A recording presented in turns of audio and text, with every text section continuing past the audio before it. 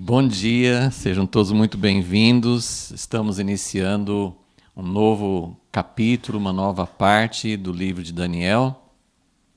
Vamos orar para que o Senhor nos dê graça e revelação nesse momento.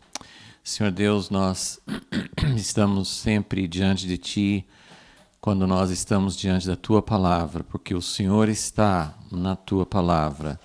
E nós não queremos um conhecimento, um fato, um entendimento intelectual. Nós realmente queremos encontrar contigo.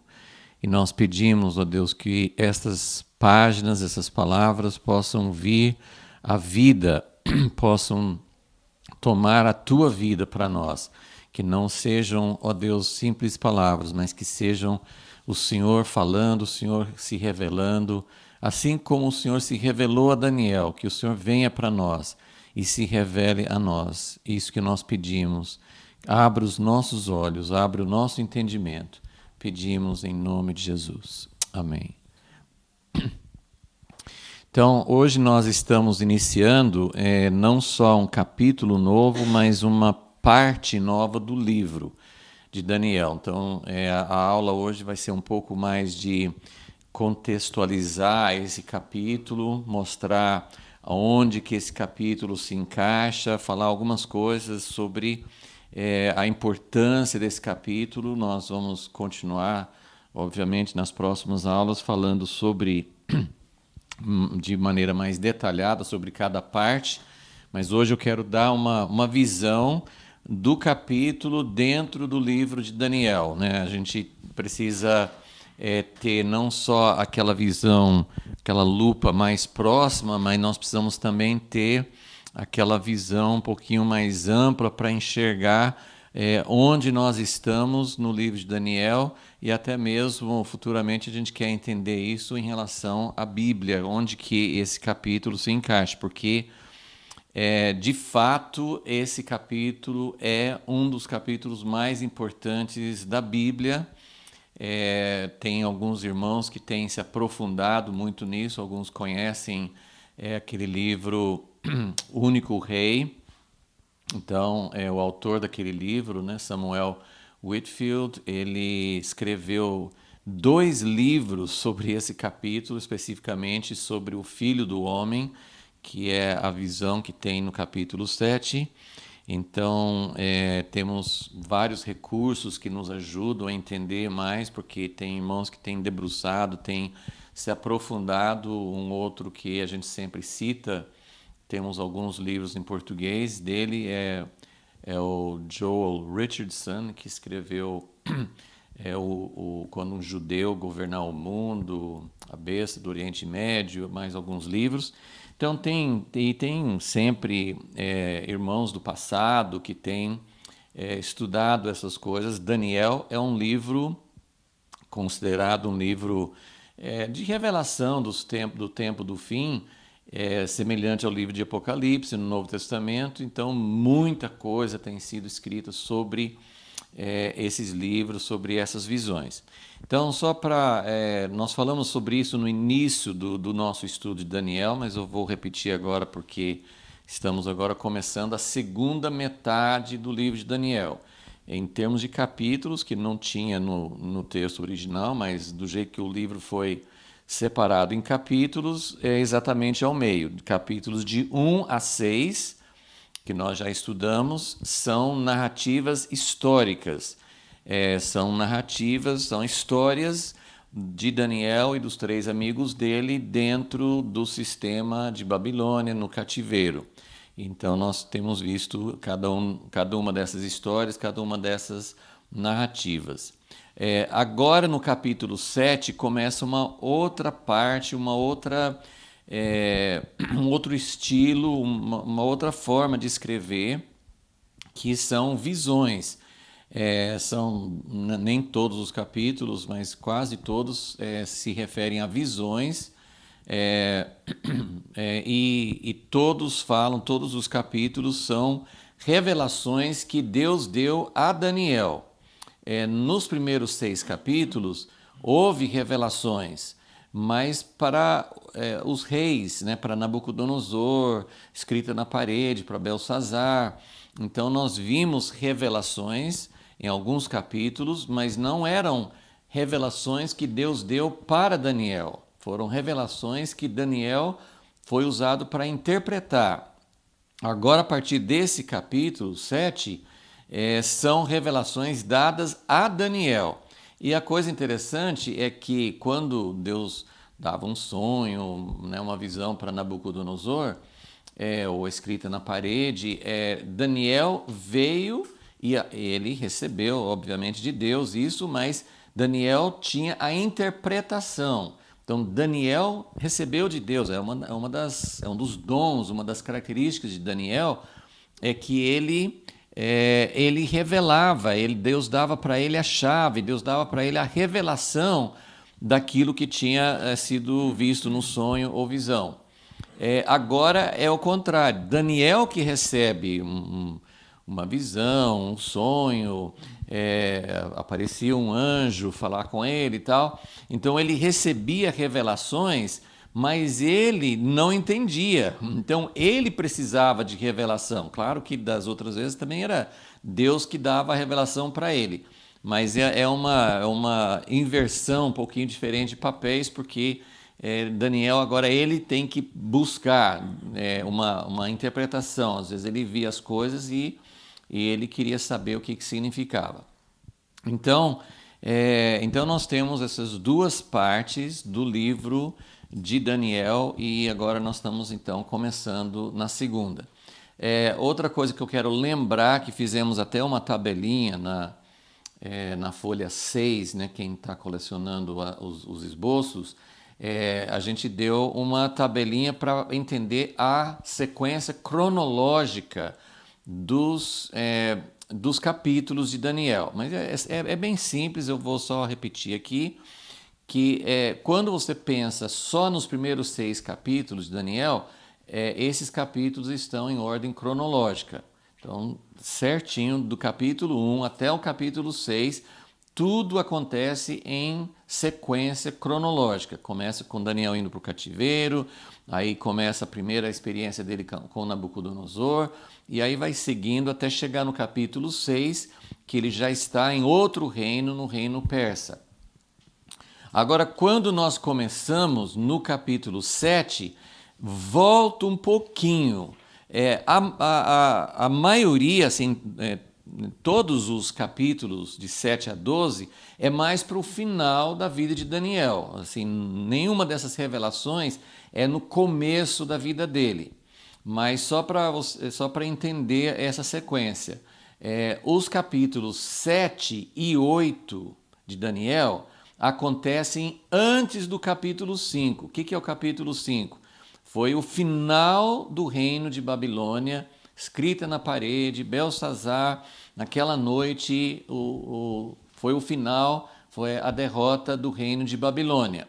Então, os capítulos 7 e 8 são revelações que Daniel recebeu antes desse final. Ele está no reino durante o período de Belsazar, lembrando que Belsazar ele era um rei regente junto com o pai dele, Nabonido.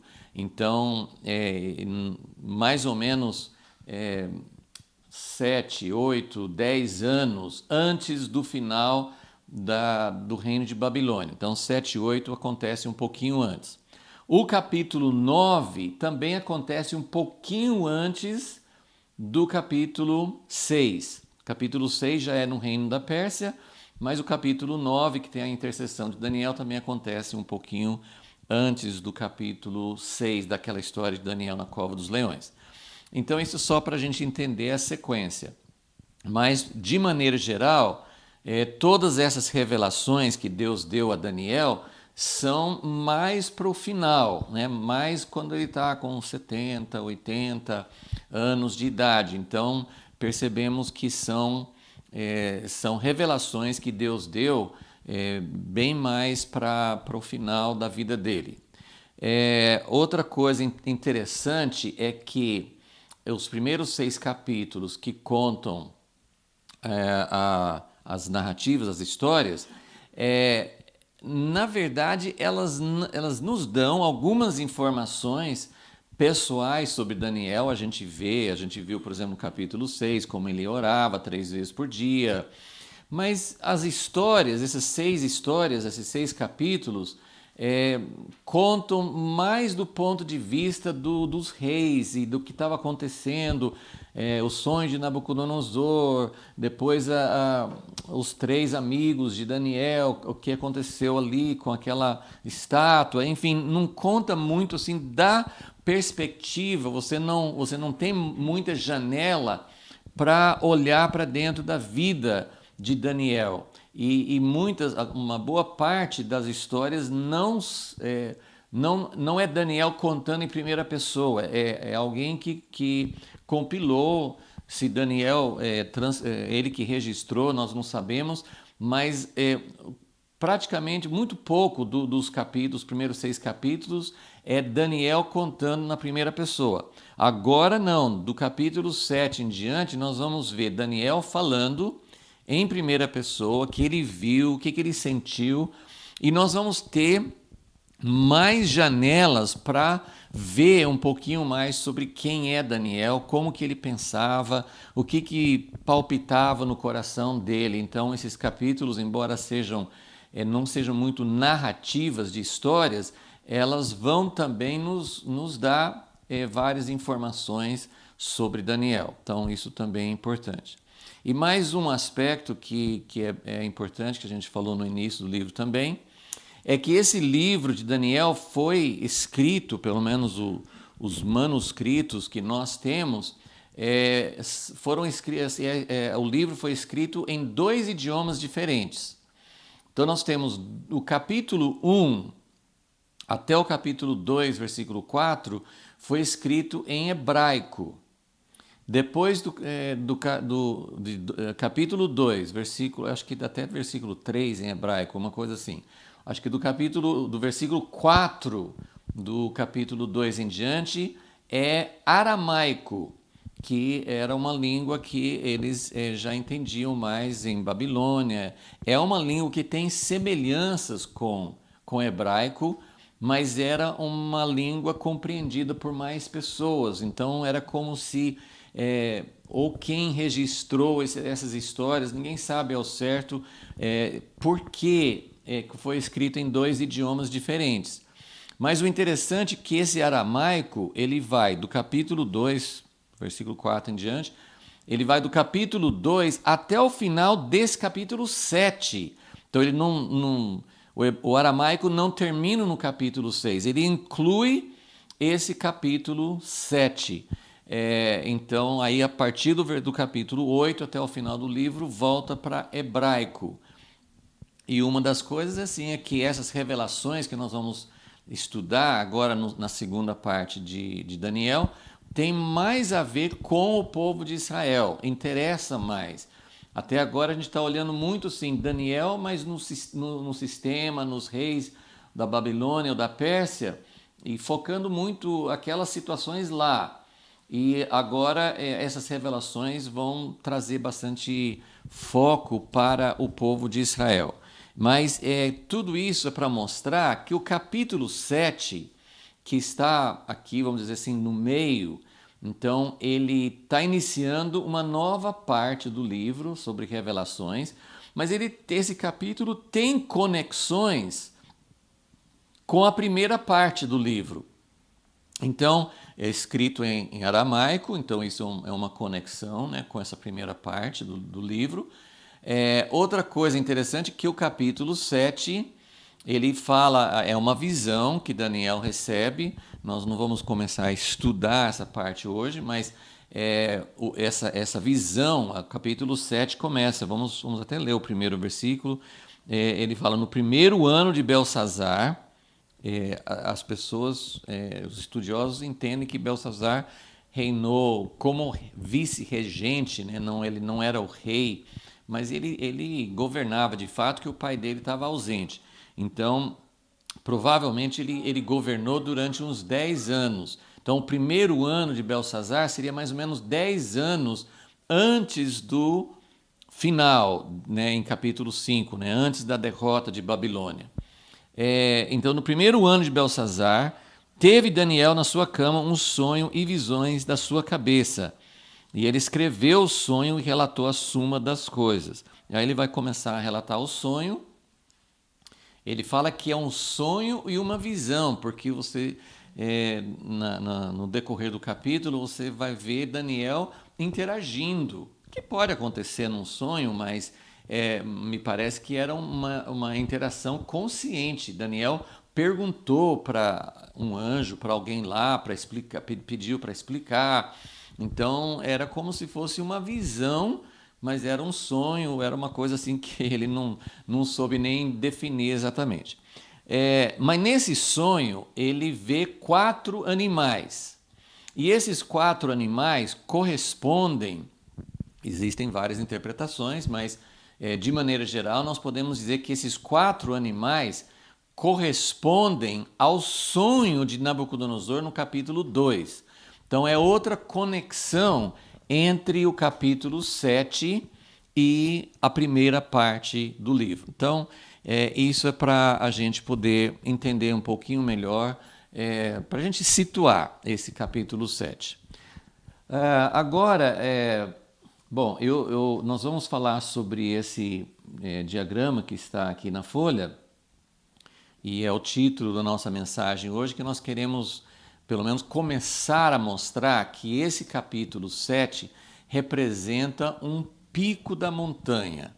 Né? Se você pensa em uma sequência de uma história, de uma narrativa, de um livro, de um filme, tem um clímax, né? Tem um ponto, tem um auge, tem um ponto onde chega assim a um impacto maior, a uma conclusão. E uma coisa muito interessante sobre os tempos antigos, o jeito que na época, não só os escritores da Bíblia, mas pessoas daquela época, eles tinham uma forma diferente, bem diferente, um estilo diferente de nós. Porque hoje, ou nós colocamos o ponto de impacto logo no início. Às vezes as pessoas, bem no começo do filme, começo de um discurso, de uma palestra ou de um livro, às vezes no início do livro já mostra aonde quer chegar ou qual que é o ponto principal do livro. Mas é mais comum que esse ponto máximo chegue no fim. Então, ou a história, ou o discurso, um estudo, ele vai construindo uma sequência, então ele vai subindo, subindo, subindo, e o pico é no final do livro ou do discurso. O método que eles tinham naquela época no Oriente Médio e que a gente encontra muito na Bíblia, os estudiosos sempre mostram essa estrutura. Eu estou mostrando aqui como um pico. Eu vou voltar aqui, mas esse diagrama que eu estou mostrando aqui toda essa parte inicial seriam os primeiros 6 capítulos de Daniel. Então, quando chega no pico, é onde nós estamos aqui no capítulo 7. Depois tem as outras partes das revelações que são importantes, mas o pico da revelação está no capítulo 7.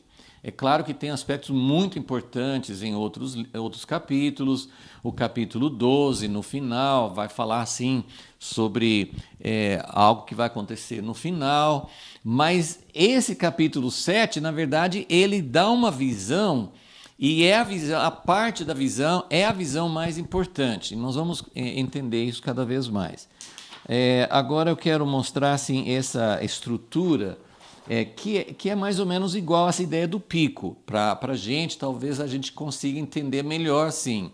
Pensar assim, o livro de Daniel foi construindo, chegou no capítulo 7, tem um pico, tem um auge.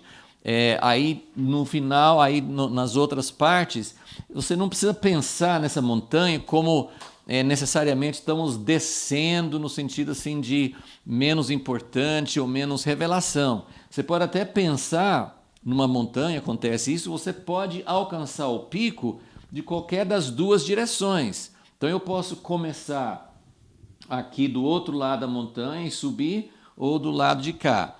Mas o importante é que o ponto mais alto de revelação, o ponto mais elevado é realmente o capítulo 7.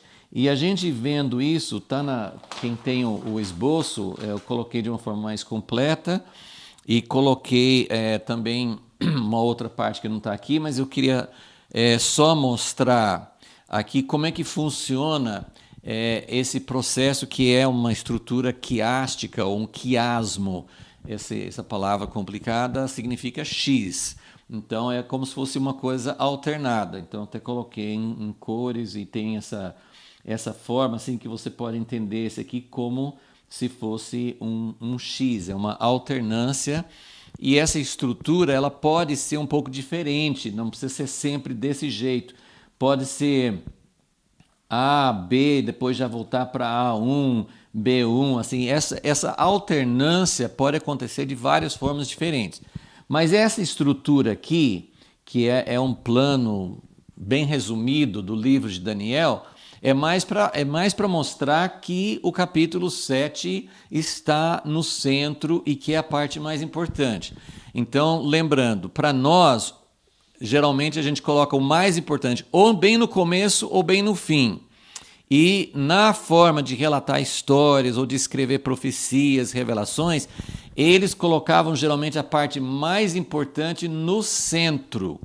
Então essa é uma forma diferente e é isso eu estou mostrando para reforçar essa ideia de que o capítulo 7 é realmente a parte mais importante. É difícil você falar assim, o que é o capítulo mais importante da Bíblia? Assim, você vai dizer que os outros não são importantes, mas é algo que é uma revelação que vai crescendo. Isso vai ficar mais claro à medida que a gente prossegue nas aulas. Mas se você for pensar aqui no esboço, eu coloquei os capítulos, mas o livro de Daniel, né, capítulo 1, começa mostrando Daniel como um servo fiel e alguém a quem Deus deu sabedoria sobrenatural. Então, esse é o capítulo 1. Depois dos capítulos 2 até 6, nós temos aqui histórias sobre os reis de Babilônia. Capítulo 6, um rei da Pérsia. Tinha também, não só os reis, mas tinha também aquele grupo que conspirou contra Daniel. Mas seriam as autoridades, os governantes do sistema do mundo. Então tem toda a história de como Deus trabalhou isso, como Deus usou Daniel e os 3 amigos.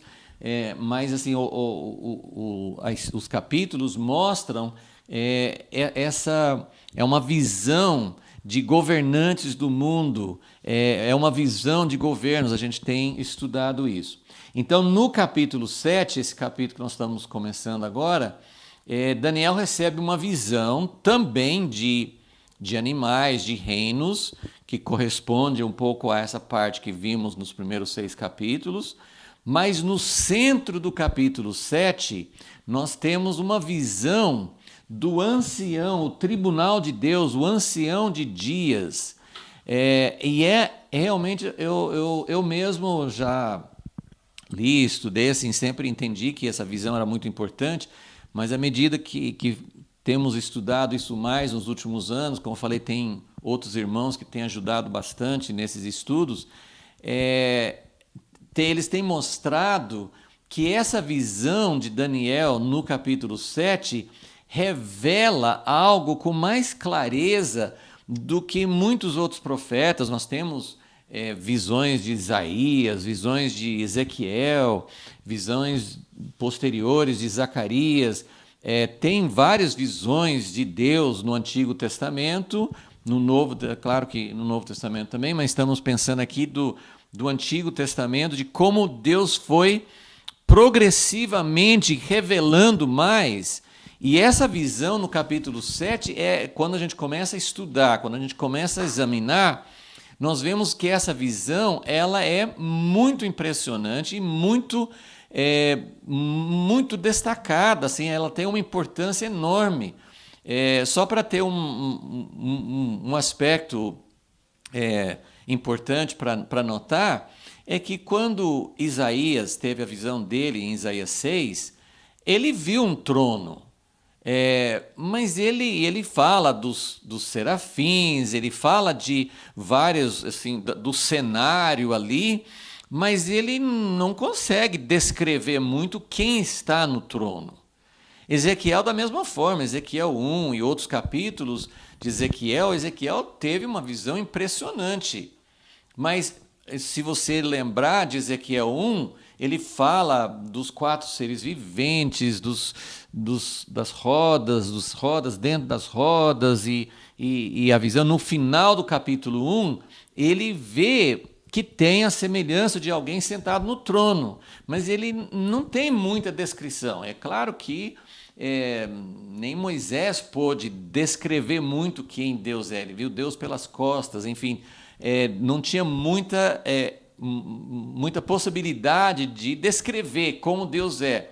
Então, essa visão de Daniel, nesse capítulo 7, em que ele vê um ancião de dias, ele vê as suas vestes, ele vê o cabelo, então ele tem uma descrição mais detalhada, assim, ele viu mais de Deus do que outros viram. Então é realmente uma visão muito impressionante. Essa parte que fala de Deus, o ancião de dias e depois do filho do homem, são poucos versículos, mas é uma descrição muito impressionante e é algo que constitui o centro desse livro e tem uma importância, comparando Daniel com o resto do Antigo Testamento, e vendo depois, nós vamos ver como Jesus citou muito essa expressão, filho do homem, nós vamos ter uma noção maior da importância desse capítulo para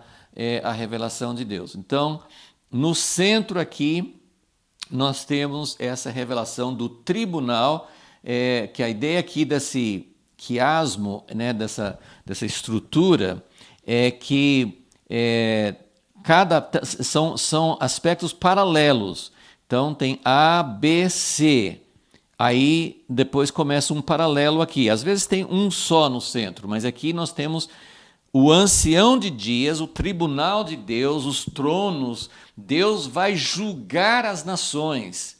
Porque até agora, no capítulo, nos capítulos anteriores, até agora em Daniel, temos várias vezes, ou Daniel reconhecendo, mas o próprio Nabucodonosor, o rei Dario, nós vemos os reis reconhecendo a soberania de Deus e falando assim, Deus tem um governo eterno, mas nós não tivemos uma descrição, um foco maior de como que é esse reino. O que vai acontecer? Deus é soberano, ele põe reis, estabelece reis e remove reis, ele pode mandar Nabucodonosor para viver entre animais, ele pode decretar o final do reinado de Babilônia, ele pode fazer tudo isso, mas e daí? Deus é soberano, o que vai acontecer? E esse capítulo 7 mostra para nós o que é realmente assim, Deus soberano, o que ele vai fazer com esses reinos? Nabucodonosor viu um pouquinho, quando ele viu a pedra cortada do monte e que destruiu a estátua, ele teve um vislumbre disso. Mas essa aqui é muito mais detalhada, essa aqui não é uma simbologia de uma pedra. Aqui tem o ancião de dias sentado no trono e depois nós temos alguém como filho do homem, vindo com as nuvens do céu, se apresentando diante do ancião de dias e recebendo o reino. Então, aquilo que nós temos estudado, lembra como nós temos mostrado, assim, tem um sobe e desce, tem um reino, começa a ter domínio, depois ele é derrotado e substituído por outro. Então, nós temos toda a história humana, um sobe e desce de reinos, de governos, e agora não, agora vai ter um reino eterno, vai ter um reino definitivo. Então, isso aqui é o centro do livro, é o centro do capítulo, é o centro da Bíblia. Isso aqui é para onde vai a história. Esse capítulo 7 é impressionante, porque ele mostra os 4 reinos que são simbólicos de todos os reinos, humanos durante toda a história, não são apenas 4, como nós sabemos. Então tem todos os reinos e nós temos o final. E aí depois, então, o restante do livro de Daniel, que nós ainda vamos estudar, tem aqui correspondendo. Então, aqui no centro tem 2 aspectos correspondentes, que é o ancião de dias sentado no trono e fazendo julgamento, e o filho do homem recebendo, quer dizer, o reino vai ser retirado de todos os reis, de todos os reinos, e vai ser entregue ao filho do homem. Então, essa aqui são a parte correspondente. Só que aí o resto do livro de Daniel, por isso que a gente mostra o pico e depois o outro lado da montanha, é que o resto do livro de Daniel vai voltar um pouquinho, porque esse fato central aqui é o final da história, é o final, é o início de uma nova história, tem muita coisa que vem depois, mas é o final desta era, é o final desse período de história. E o resto do livro de Daniel vai voltar e falar sobre vários aspectos, não é somente sobre o pequeno chifre, mas quando nós fazemos a correspondência, na primeira parte de Daniel fala muito sobre os reis, né? Nabucodonosor, Belsazar, Dario. Agora, a segunda parte de Daniel, que é mostrando as visões do futuro, o futuro próximo e o futuro distante também, ele enfatiza muito assim, os reinos que ainda vão existir, mas o foco central que mais enfatiza nessas visões de Daniel ele aparece em várias maneiras e às vezes até com outros nomes, mas é um pequeno chifre. O que é o pequeno chifre? É o anticristo. Então ele vai mostrar como os reinos do mundo vão culminar no surgimento de um rei, um governante muito pior do que Nabucodonosor ou Belsazar. Ele vai ser o anticristo, ele vai falar coisas grandes. Então, nós vamos descobrir vários detalhes sobre esse pequeno chifre e, na verdade, é uma história de um grande conflito entre os 2 reinos. Mas o final de tudo, e aqui corresponde a Daniel no início, então o B1 corresponde a B, mas o final de tudo é que não vai ter só Daniel como um servo fiel e sábio, com a sabedoria de Deus. Essa sabedoria sempre é uma sabedoria que vem de Deus, não é a sabedoria natural. No final, nós vamos ver isso não só no último capítulo, mas ele vai mostrando isso durante o período todo. Ele vai mostrar que vai surgir um povo. Vai ter um povo santo, vai ter um povo sábio, vai ter um povo fiel. Então, isso nós vamos ver. Então, isso é um pequeno esboço do livro de Daniel e nos mostra como essa visão do capítulo 7 está no centro.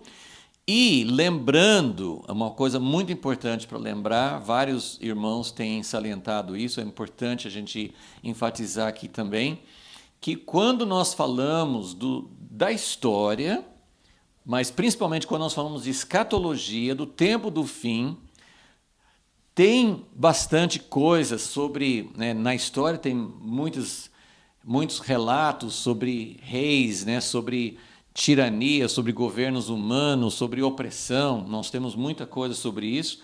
No final tem muita informação sobre, assim, algumas informações sobre o pequeno chifre, assim, é um destaque grande, né, que no final esses reinos, o que os reinos produzem, é como se tem 2 reinos, o reino de Deus e o reino dos homens. E a história do reino dos homens vai crescendo e produzindo o seu ápice, seu momento final, que é o anticristo. E o reino de Deus vai apontando para o Filho do Homem. Então, a ênfase nossa não é falar do anticristo em si, nós temos que saber a respeito dele, e as visões mostravam, mas a nossa ênfase é o Filho do Homem e também o reino que Deus está produzindo. Então, tudo isso aqui é para a gente poder ter o foco certo, né? E ter um contexto certo. Eu não coloquei aqui na folha, mas no seu esboço eu mostrei também o plano. Deixa eu voltar aqui. Assim como tem o plano do livro de Daniel, é interessante que o capítulo 7 de Daniel é como se fosse uma miniatura do livro todo.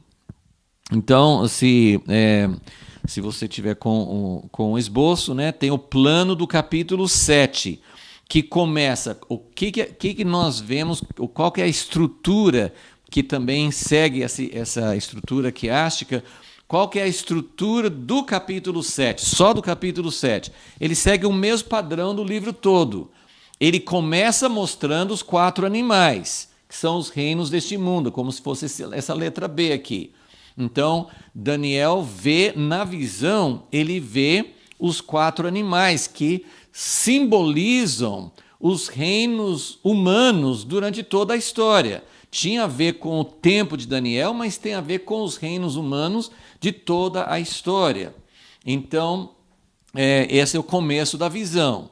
Aí, no final, quando ele vê os 4 animais, né, um após o outro, e aí o 4º animal já é pior do que os outros 3, é mais terrível, tem uma descrição mais forte desse 4º animal, que também nós temos um pouco no Sonho de Nabucodonosor, ele também segue mais ou menos essa ideia de que o 4º é mais forte, é mais terrível, né? E depois ele fala que desse 4º animal surge o pequeno chifre, que é o anticristo. Então, ele fala dos reinos, do 4º reino que produz o pequeno chifre. E aí, no centro do capítulo 7, são os mesmos 2 itens aqui. Então, esses 2 itens do ancião de dias, no tribunal de Deus, e o filho do homem, é o centro do livro e é o centro do capítulo. E depois, no restante do capítulo 7, Daniel ele quer saber mais sobre esse 4º animal e sobre o pequeno chifre. Então, ele volta a falar sobre o pequeno chifre, mas no final do capítulo ele mostra outra vez como que esses 4 reinos e o pequeno chifre, tudo vai acabar e vai ser estabelecido o reino de Deus. Então, isso mostra a estrutura do capítulo dentro da estrutura do livro. Eu não sei se vocês conseguem captar, mas eu vejo tudo isso como uma coisa, um plano maravilhoso. Os autores, porque, como eu já disse, ninguém sabe exatamente se Daniel que organizou o livro, se Daniel... Isso acontecia com os profetas também, Jeremias, Isaías, talvez não foram eles mesmos que organizaram os livros. Tem pessoas anônimas que não são registradas na história que tiveram uma função maravilhosa de organizar o cânon do Antigo Testamento para nós e do Novo também, mas principalmente o Antigo assim é muito mais complexo. Nós sabemos que Esdras, aquele sacerdote Esdras que veio no retorno de Babilônia na restauração, sabemos que ele provavelmente foi uma dessas pessoas. Quantas coisas que ele fez nós não sabemos, mas eu acho maravilhoso isso, que é alguém que está nos bastidores, alguém que não aparece muito. E graças a Deus que Deus dá muito valor nas pessoas que organizam didaticamente, organizam numa sequência. Às vezes a pessoa que recebeu a revelação, vamos supor Daniel pode ter anotado muitas coisas e deixado muito em bagunça, né? Se algum dia alguém quiser pegar, eu tenho um monte de agendas, de anotações, tudo bagunçado, assim, né? Então, para alguém pegar essas anotações e organizar é um outro trabalho, e é muito importante o trabalho de organização. Mas às vezes eu fico pensando, quem organizou, às vezes quem recebeu, quem anotou, às vezes nem percebeu quanto que tudo faz parte de um plano, tem um plano do livro, tem um plano da Bíblia, tem o plano de Deus e tudo se encaixa, cada peça se encaixa como um grande quebra-cabeça. Eu acho isso maravilhoso, acho isso fantástico. Ok, então, agora eu quero falar, eu vou falar um pouquinho mais sobre esse pico da montanha, mas eu quero falar agora um pouco sobre esse aspecto aqui, que também já falamos, bem no começo de Daniel, nós já falamos sobre isso, mas isso é muito pertinente para essa parte do estudo que nós estamos fazendo agora, então é só relembrar quem já ouviu ou quem não ouviu, uma oportunidade de ver de novo. Existem duas palavras que talvez para nós parecem sinônimos, mas tem a parte profética, mensagens proféticas e mensagens apocalípticas, literatura considerada literatura apocalíptica. Então, eu quero só, através desses dois diagramas, você consegue enxergar a diferença. A mensagem profética, então aqui nós temos uma linha do tempo. Essa linha do tempo representa a era presente, a história que está acontecendo na geração, em cada geração. Então, o rumo, né, os que tinham uma visão profética, os que entendiam o plano de Deus, entendiam que lá na frente teria um reino consumado. Mas muitas vezes a mensagem profética, quando você olha tanto coisas que estão inseridas nos livros históricos do Antigo Testamento, quanto os próprios livros dos profetas, como Isaías, Ezequiel, Jeremias, você vai ver que eles tinham uma visão de um tempo, de um reino consumado. Mas muitos dos profetas, mesmo porque eles não tinham, às vezes, uma visão mais detalhada, não entendiam tudo o que ia acontecer, quando você lê várias passagens proféticas, você vai ver, Isaías é um ótimo exemplo, tem muitas passagens que falam a respeito do que Deus vai fazer no futuro, da restauração, de como tudo vai ser maravilhoso. Então, Isaías tem visões, tem profecias maravilhosas a respeito de um reino consumado. Mas quando eles profetizavam sobre o reino consumado, dava uma certa impressão de que as coisas iriam acontecendo e sem perceber muito, assim como teve o tempo dos juízes e várias coisas aconteceram no tempo dos juízes, coisas ruins, e teve o rei Saul, mas depois veio o rei Davi e depois veio o rei Salomão com um reinado de paz. Então é como se fosse assim uma geração levando a outra até que entre o reino de Deus, sem uma mudança brusca, sem uma ruptura. Então nós temos aqui a mensagem profética, ela enfatiza, ela fala do reino consumado, mas a mensagem profética é mais a respeito do tempo presente.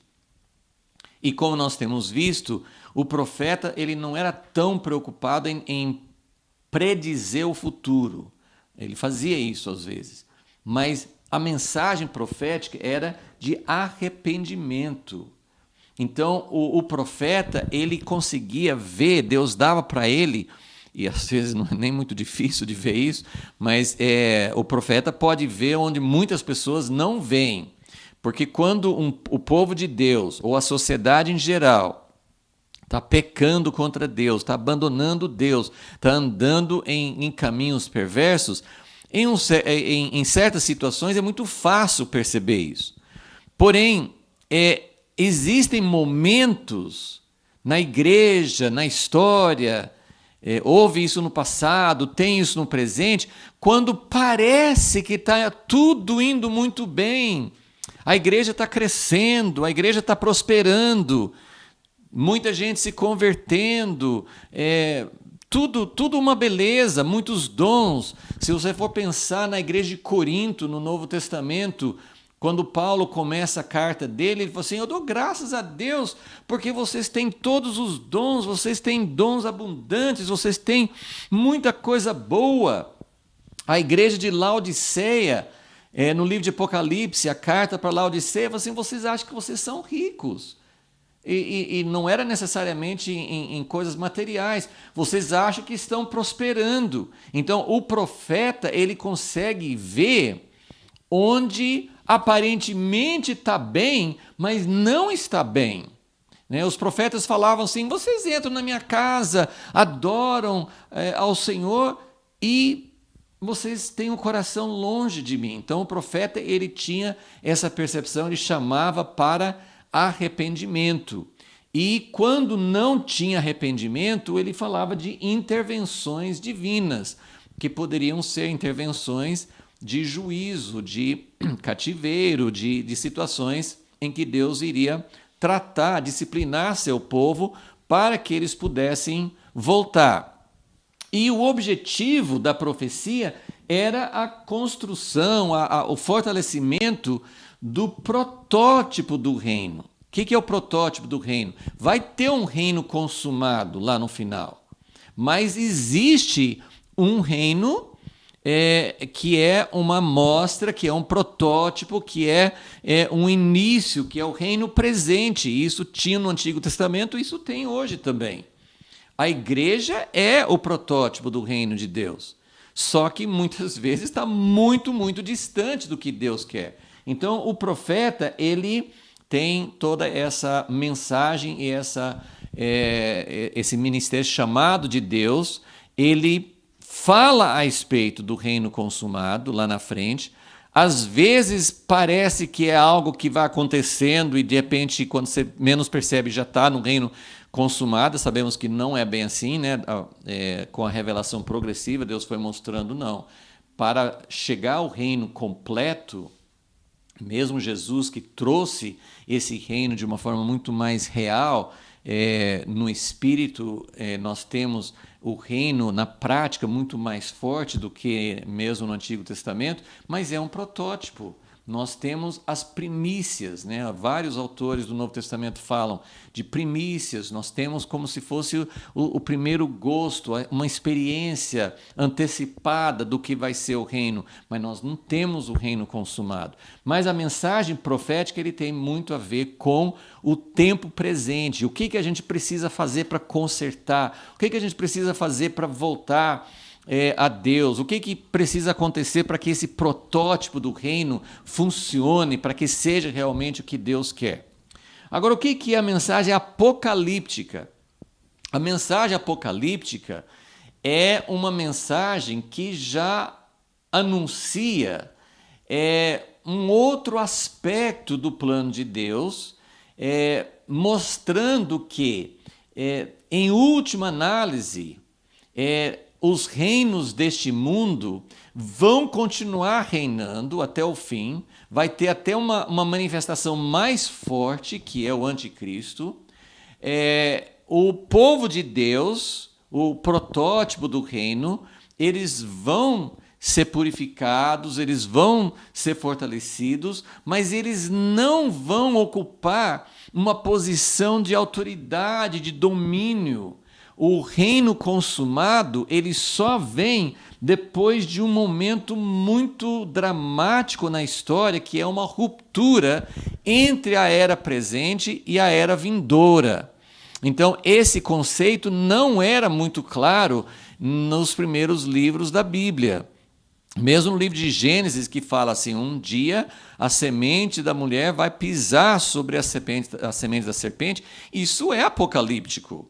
Mas isso não era muito claro para as pessoas que vinham seguindo. Eles estavam esperando uma semente da mulher que fosse levar o povo a superar, a vencer sobre a semente da serpente, mas eles não tinham esse entendimento de que teria que haver uma ruptura. Então, a mensagem apocalíptica, ela foca muito nessa ideia assim, de que precisa ter um momento final, que até lá os reinos deste mundo vão continuar. Existe a possibilidade, como Daniel, de testemunhar dentro do reino de Babilônia, dentro dos reinos humanos. Existe a possibilidade de Deus fazer algumas demonstrações, mandando Nabucodonosor para o meio dos animais, falando com Belsazar que o reino dele tinha acabado, ele tinha sido pesado na balança e ele seria tirado do trono. Só que depois que Belsazar foi tirado, não veio o reino de Deus. Então, a mensagem apocalíptica, ela mostra que um dia tudo isso aí vai acabar. Todo esse sobe, desce, essa alternância, vem um reino, uma sucessão de reinos, isso vai acabar. E vai ter um momento em que Deus não só vai ser considerado como soberano sobre toda a história, Deus é soberano, ele tira quem ele quer, ele põe quem ele quer, mas vai ter uma outra fase da soberania de Deus. Vai ter uma fase em que não vai mais ter esses reinos humanos, vai ser o filho do homem governando com o seu povo. Então isso vai ficar muito mais claro agora para nós. Então eu estou mostrando isso para dizer que existem porções apocalípticas em outras partes do Antigo Testamento e até mesmo no livro de Daniel. Se a gente for analisar o livro de Daniel, qual a parte ou quais são as partes do livro de Daniel que nós poderíamos considerar como apocalípticas? Na verdade, esse capítulo 7 seria o capítulo mais apocalíptico de Daniel. Por quê? Porque é um capítulo que fala especificamente de como todos os reinos vão ser derrotados, vão ser destruídos e vai ser implantado o reino eterno. Nos próximos capítulos, nos outros capítulos de Daniel, isso vai aparecer, mas geralmente em vislumbres mais rápidos. Então, nós podemos dizer que esse capítulo é o capítulo apocalíptico por excelência.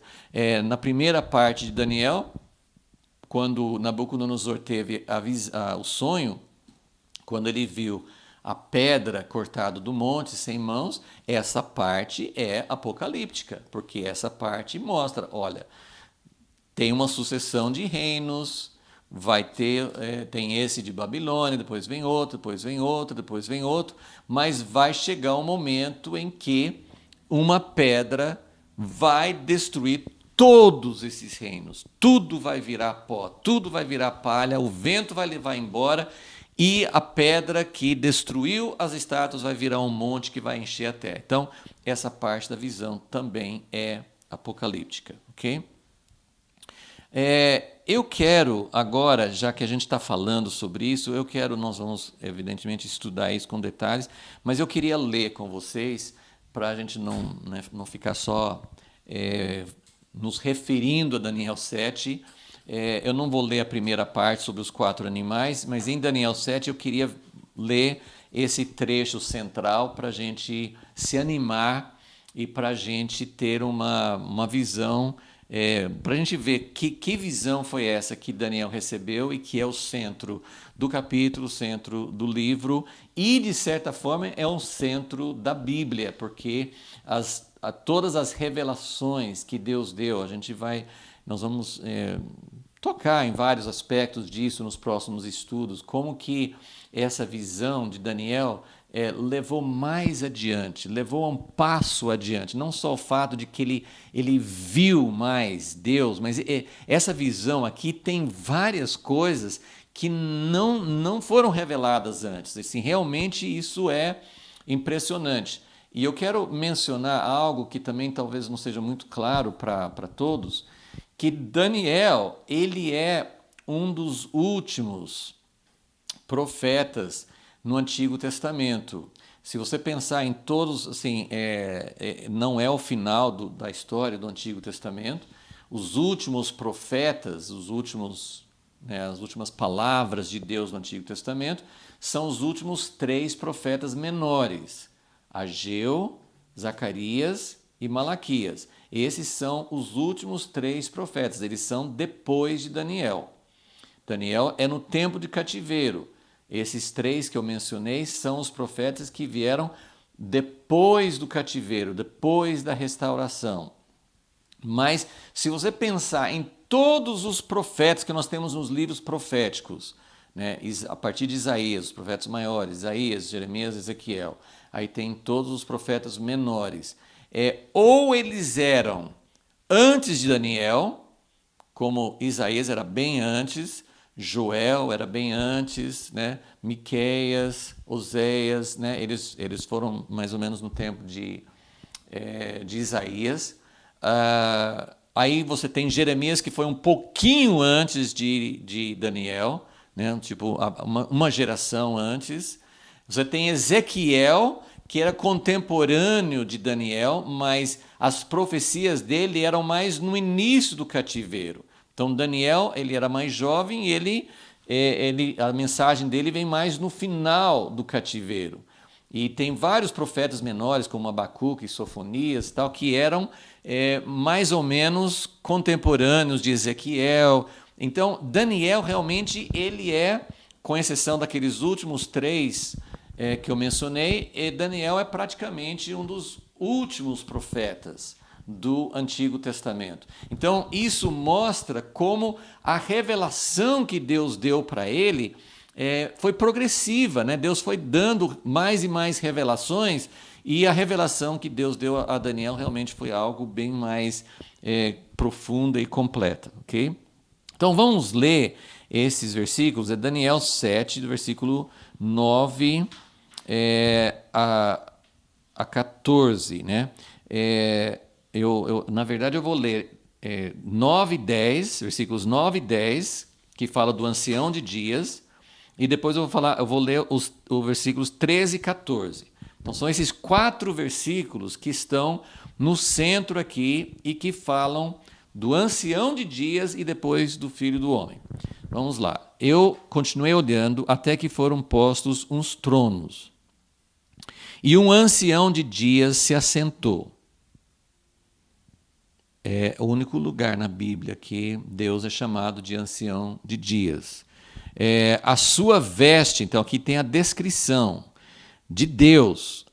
Muitas vezes nós temos a ideia assim, não, quando Ezequiel viu a semelhança de um homem no trono, aquele homem na verdade era Jesus. Agora, essa visão não tem como falar que o ancião de dias é Jesus, porque Jesus vai aparecer daqui a pouquinho no versículo 13. Então, o ancião de dias, ele é Deus, Deus Pai. A sua veste era branca como a neve, o cabelo da sua cabeça como lã puríssima. O seu trono, então primeiro tem uma descrição dele.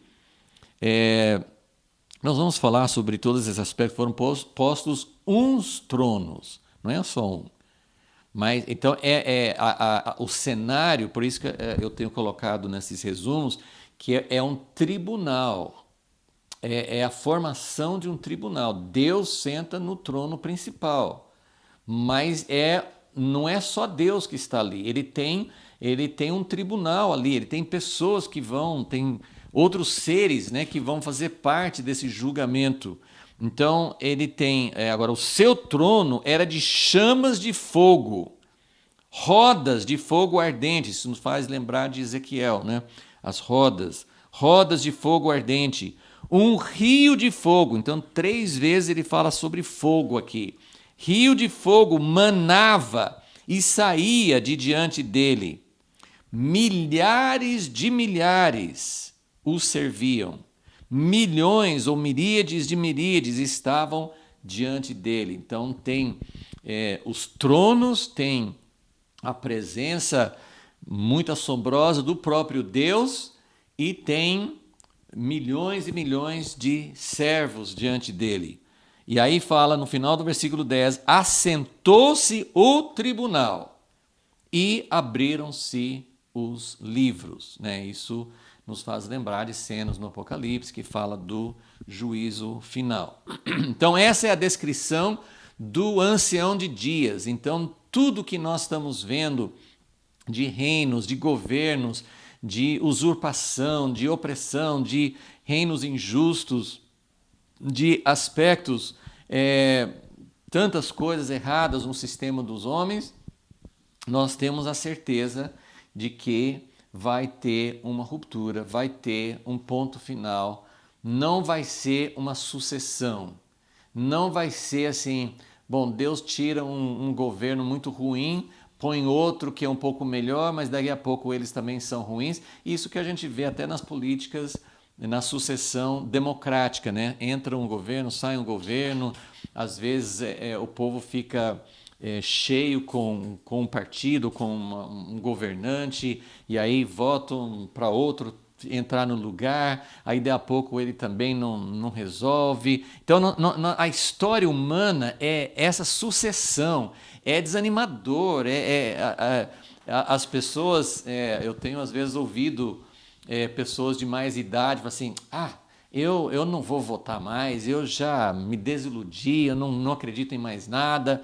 Então, quanto mais a gente vê essas coisas acontecendo na história, menos a gente acredita que algum governo possa realmente solucionar o que nós precisamos. Então, vai ter uma ruptura, vai ter um tribunal.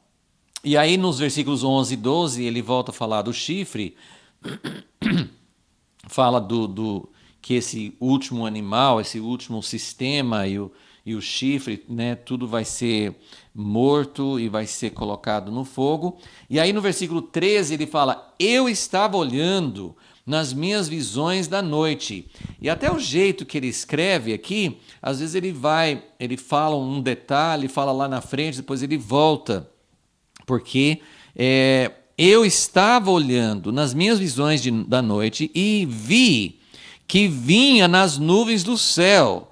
E isso nos mostra que parece que esse tribunal com os tronos parece que está aqui na terra, porque ele fala sobre Deus se assentando no trono, sobre o tribunal, né? Aí fala, o Filho do Homem vem com as nuvens do céu e ele vem ele está chegando para esse cenário do tribunal. Ele chega, então a impressão é que esse tribunal foi montado aqui na terra, não é lá no céu, porque eu vi que vinha nas nuvens do céu um como o Filho do Homem.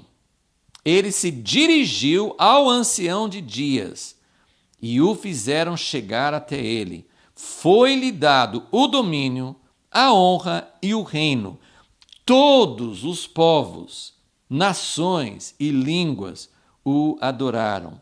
O seu domínio é um domínio eterno que não passará, e o seu reino, o único, que não será destruído. Então, esse aqui é a ruptura, esse aqui é o reino consumado, esse aqui é a entrada para uma era vindoura. Então, essa é a mensagem apocalíptica. Uma das coisas, estou dando alguns vislumbres, algumas pitadas de coisas que nós vamos falar nas próximas aulas, mas eu só queria chamar a atenção, porque a gente está falando sobre como esse capítulo é central, como esse capítulo é importante. Então, eu só queria dar a vocês uns números que a gente vai estudar isso em outras aulas, mais especificamente. Como que Jesus se referia, como que Jesus olhava para esse capítulo. Jesus citou vários trechos do Antigo Testamento, mas é uma coisa muito importante que eu acho que passa muito despercebido pela maioria das pessoas, passou muito tempo despercebido por mim, que quando Jesus usava a expressão Filho do Homem, ele estava se referindo a essa profecia. Isso é uma afirmação meio forte.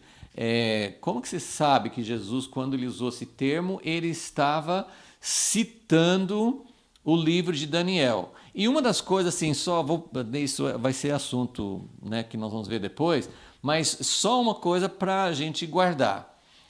Jesus foi crucificado quando eles tentaram dar falso testemunho a respeito dele, e ninguém estava se convencendo, né, o sumo sacerdote e outros assim, eles estavam tentando levantar testemunhos, né, acusações contra ele.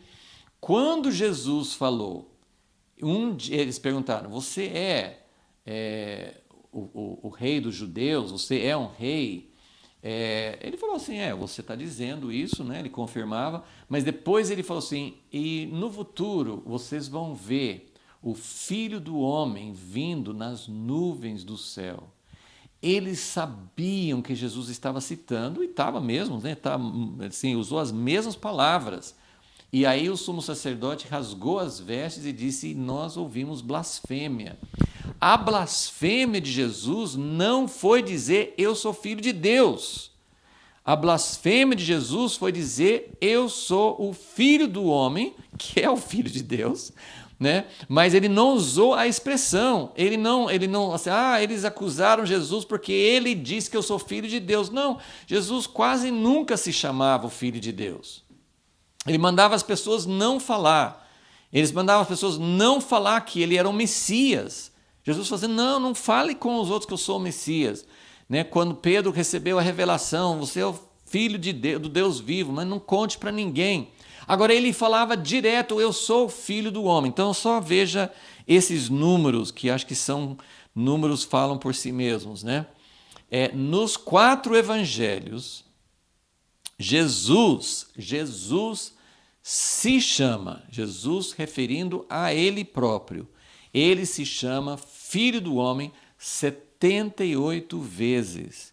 78 vezes nos 4 evangelhos. Agora, Jesus é chamado de Cristo, que é a palavra em grego para Messias, né? Então eu vou dizer assim: Jesus foi chamado nos evangelhos de Messias 49 vezes, então é bem menos do que 78. Mas a comparação é mais forte, porque as 78 vezes foi Jesus falando de si mesmo.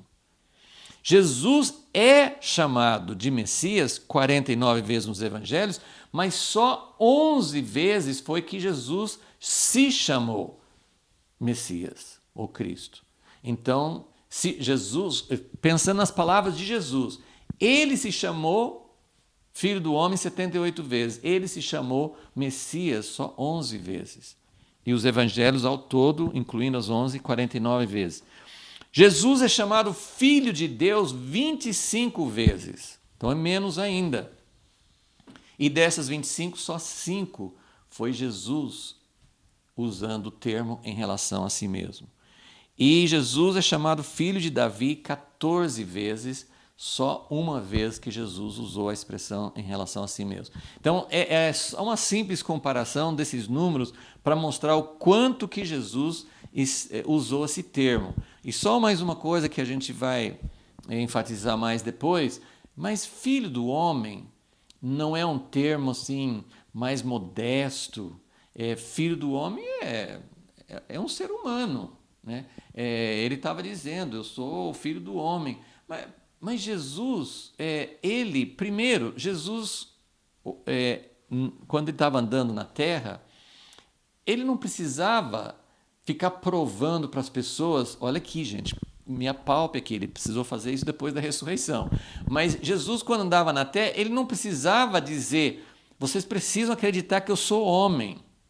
Ele não tinha necessidade de provar que ele era homem. Ele fazia tudo que os homens fazem, ele era visto como homem.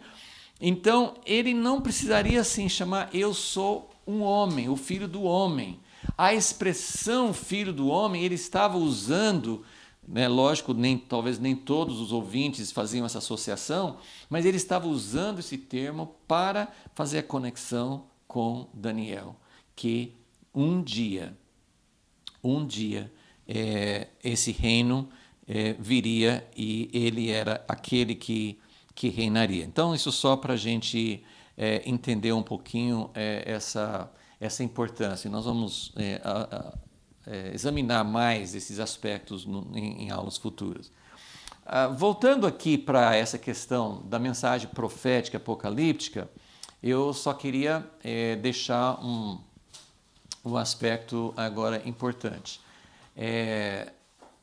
A mensagem profética, ela tem um aspecto negativo, que é: vocês acham que vocês estão servindo a Deus e adorando a Deus, vocês estão fazendo, o seu coração está longe de Deus, vocês precisam se arrepender.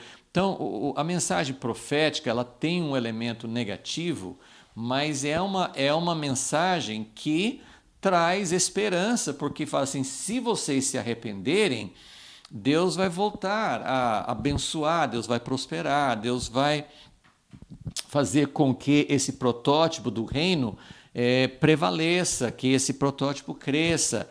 Então, a mensagem profética, ela traz, de certa forma, eu estou falando em termos gerais, mas de certa forma a mensagem profética, ela traz uma esperança mais próxima. Se vocês se arrependerem, Deus vai abençoar, vocês vão habitar na terra, eu vou fazer com que o reino seja próspero e alcance outros. Tem essa ideia assim de que algo de positivo vai acontecer se houver arrependimento. A mensagem apocalíptica, e aqui eu queria só lembrar que essa palavra apocalíptica é usada até mesmo para filmes, né? Um filme apocalíptico, né? Assim, não só cristãos ou religiosos usam essa expressão. Um livro apocalíptico, um filme apocalíptico, uma mensagem apocalíptica, é sempre a ideia assim: essa história, esse filme, esse livro falam sobre o fim do mundo. E o fim do mundo meu Deus, né? Tudo que nós conhecemos, tudo que é bom vai acabar. E aí a gente tem até aquelas imagens de filmes apocalípticos de uma destruição nuclear e que tudo acaba, fica uma destruição e tal. Então eu até coloquei no esboço: se a mensagem apocalíptica, ela deve ser vista como uma mensagem pessimista. Quando nós pensamos assim, nós precisamos das duas, nós precisamos de uma mensagem profética, mas nós também precisamos de uma mensagem apocalíptica. Mas a mensagem apocalíptica, ela é uma mensagem triste, pessimista, sombria, né? Vem o anticristo, vem tribulação, vem perseguição. Então, a mensagem apocalíptica, ela é negativa ou é uma mensagem de esperança? E até coloquei aqui que essa ruptura é uma luz de consolo para nós. Porque, na verdade, aqui também eu coloquei assim que nessa visão aqui apocalíptica, essa era presente, é agora que é o tempo ruim. Tem pessoas, quando pensam em fim do mundo, assim: agora tá bom, tá tudo maravilhoso, a gente tem prazer, a gente tem sucesso, a gente pode desfrutar de várias coisas, mas vem o fim do mundo e vai acabar tudo. Então é como se é uma visão materialista, que agora que é bom e quando vier o fim do mundo vai ser ruim. Mas a visão, e essa parte, claro que tudo tem que ser colocado na dosagem certa, mas principalmente o Novo Testamento, se você olhar vários textos do Novo Testamento, Jesus, quando ele falava sobre, em Lucas 21, que ele fala sobre o fim do mundo, ele fala assim: olha, cuidado que vocês podem estar dormindo. E o que é dormir ou ficar embriagado? São dois símbolos que aparecem nas epístolas, nos evangelhos, dois símbolos de pessoas que estão desligados da verdadeira realidade. Ou dormindo ou embriagado. Então, esses dois símbolos, assim, a pessoa quando está dormindo, ela está inconsciente do que está acontecendo ao seu redor. E a pessoa quando fica embriagada também, ela está num outro mundo, ela não está vivendo, não está em contato com a realidade. Então, Jesus falou, os apóstolos advertiram, Romanos 13, é tempo de acordar, não vão ser da noite. Tem muitas e muitas passagens. Efésios 5, ele fala: não vamos andar nas trevas, vamos andar na luz, vamos andar acordados. O que é andar na luz? O que é estar acordado? É entender que essa era presente, por mais que, assim, tem coisas boas, vida em família, os pais criando os filhos, você desenvolvendo, certo? Tem momentos de extrema alegria. O próprio reino de Deus traz alegria. Então, quando nós vemos pessoas se convertendo, quando nós vemos pessoas andando com Jesus, quando pessoas são libertas das trevas e vêm para a luz, são momentos maravilhosos. Nós temos muitas oportunidades para alegria. A mensagem profética é importante porque precisa do protótipo do reino. Nós não somos pessoas, né, assim, pelo menos a visão que a gente tem dos essênios no tempo de Jesus, assim, eles não queriam participar de nada, nada disso vai prestar, vamos ficar no deserto e nós estamos esperando o apocalipse, nós estamos esperando o fim. Então isso é ruim. Mas o tempo presente, então, se for possível, nós temos que manter essa tensão dentro de nós. Essa era presente é agora que é ruim. Os momentos de alegria, o que nós temos de Deus, o que nós temos como antigostos, como provas, amostras do reino vindouro, é maravilhoso, mas o tempo presente, né, em Gálatas 1, ele fala: Deus os libertou do domínio do mal, do tempo do mal. Nós vivemos num tempo desses animais, em algumas tradições chamam de bestas. Essas bestas terríveis, dessas visões, e quantas bestas terríveis nós tivemos no século XX, Hitler, Stalin, Mao Tse-tung, mas outros também no Ocidente, tem até hoje na Coreia, tem países africanos, enfim, tem tido tantos